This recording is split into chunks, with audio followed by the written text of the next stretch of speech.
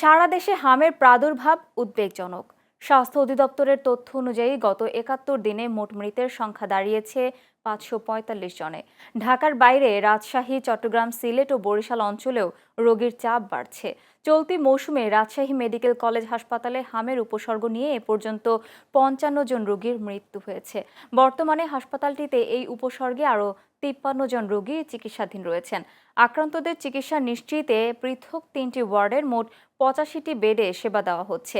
চলতি মৌসুমে এখন পর্যন্ত এই হাসপাতালটিতে ১,২০০-র বেশি রোগীকে চিকিৎসা দেওয়া হয়েছে। তবে চিকিৎসকরা বলছেন, শুধু টিকাদানই যথেষ্ট নয়, হাম প্রতিরোধে শিশুদের পুষ্টিকর খাবার সরবরাহ এবং অভিভাবকদের স্বাস্থ্য সচেতনতা নিশ্চিত করা জরুরি।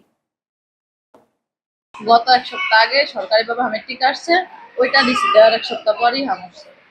৪ দিন জ্বর ছিল, জ্বর থাকার পরে র্যাশ হচ্ছে, কালকে ডক্টরের কাছে আসছি, পরে ভর্তি দিছি। আগে ওর ভাই হয়েছে, পরে আবার ওর হয়েছে। টিকা তো আপনার ৯ মাস থেকে দেওয়া, ওর তো ৯ মাস এখনো হয়নি। টিকা দেওয়া ছিল না, মেয়েটা দেওয়া ছিল, ছেলেটা দেওয়া ছিল না। টিকা দেওয়ার তো সময় হয় না, এর আগে হাম হয়ে গেছে। বয়স কত দিন? ৬ মাস। নিউমোনিয়ার জন্য মানে ভর্তি ছিল, তারপরে এখান থেকে আর কিছু আছে ভাবে আবার হাম হয়ে গেছে।